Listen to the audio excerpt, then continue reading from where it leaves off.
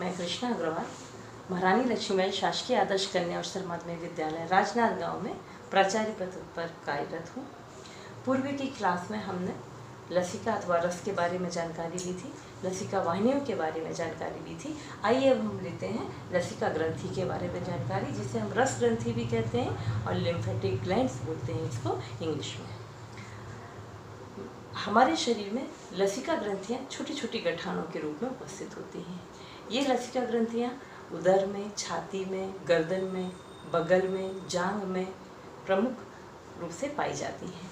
इस ग्रंथि का अगर हम रचना देखते हैं तो हम सबसे पहले देख रहे हैं ऊपर की तरफ इसमें एक मोटा आवरण है जो कि पेशी जाल का बना होता है, जिसे बाह्य आवरण अथवा कैप्सूल कहा जाता है। इस आवरण के अंदर रस होता है और श्वेत रक्त कणिकाएं होती हैं। कोई भी रस वाहिनी होती है उसे अपने मार्ग में आने वाली हर रस ग्रंथि के अंदर से होकर ही आगे जाना होता है। यहाँ पर हम देख रहे हैं कि ये अभिवाही रस वाहिनी, जिसे कि एफरेंट लिम्फेटिक डक्ट कहते हैं, ये ग्रंथि में एक ओर से अंदर प्रवेश करती है तो ग्रंथि की दूसरी ओर से रस वाहिनी बाहर निकलती है, जिसे अपवाही रस वाहिनी कहते हैं या इफरेंट लिम्फेटिक डक्ट कहते हैं। जब ये रस वाहिनी इस ग्रंथि के अंदर प्रवेश करती हैं तब इस रस वाहिनी में उपस्थित रोग विष और रोग के कीटाणुओं को ये ग्रंथि अपने में रोक लेती है और यहाँ पर उपस्थित जो श्वेत रक्त कण होते हैं वे इन रोग के कीटाणुओं के साथ इनका संघर्ष जारी रहता है। तब ये ग्रंथि सूज जाती है और हमको दर्द देती है।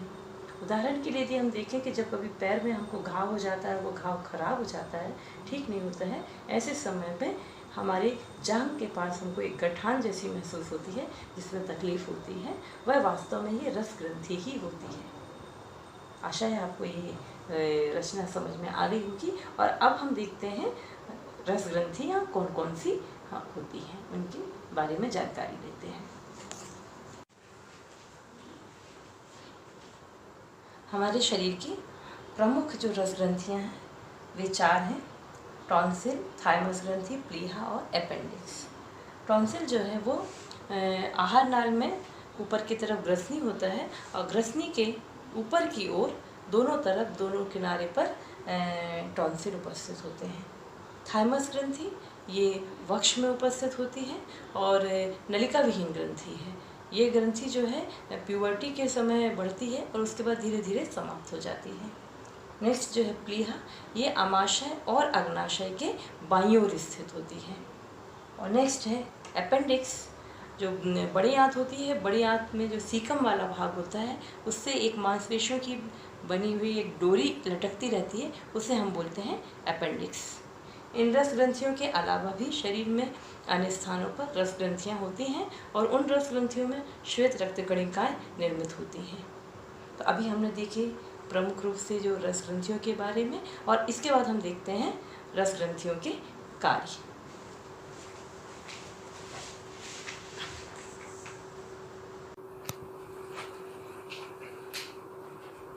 लसिका तंत्र के कार्य में हम सबसे पहला देखते हैं परिवहन का कार्य। कोशिकाओं के द्वारा जो निरुपयोगी पदार्थ तैयार किया जाता है उसका कुछ भाग तो जो रक्त केशिकाएं होती हैं वो लेकर के आगे बढ़ जाती हैं, परंतु कुछ अंश उसका वहीं छूटा होता है। उस निरुपयोगी पदार्थ और अन्य तरल पदार्थ जो वहाँ पर उपस्थित होते हैं उन्हें इस लसिका तंत्र के माध्यम से रक्त में ले जा करके मिलाया जाता है। दूसरा हम देखते हैं सुरक्षा का कार्य।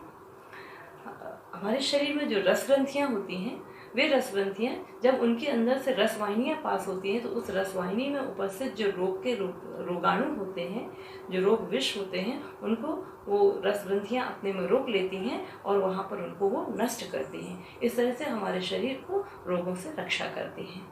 दूसरा हम देखते हैं निर्माण का कार्य। हमारे शरीर में जो रस ग्रंथियाँ होती हैं ये श्वेत रक्त कणिकाओं, एंटीबॉडीज और एंटीटॉक्सिन का निर्माण करती हैं। नेक्स्ट है अवशोषण का कार्य।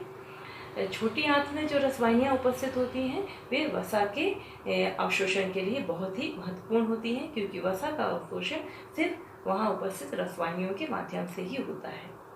नेक्स्ट हम देखते हैं ऊत की तरल को हटाना। रक्त केशिकाओं से जो रस है वो निकल करके ऊतक में फैला हुआ रहता है और ये रस वाहिनियाँ उस ऊतकों के चारों तरफ जो अतिरिक्त रस होता है उसको एकत्रित कर वहाँ से हटाती हैं, ताकि वहाँ पर ताजे रस का प्रवाह जारी रहे।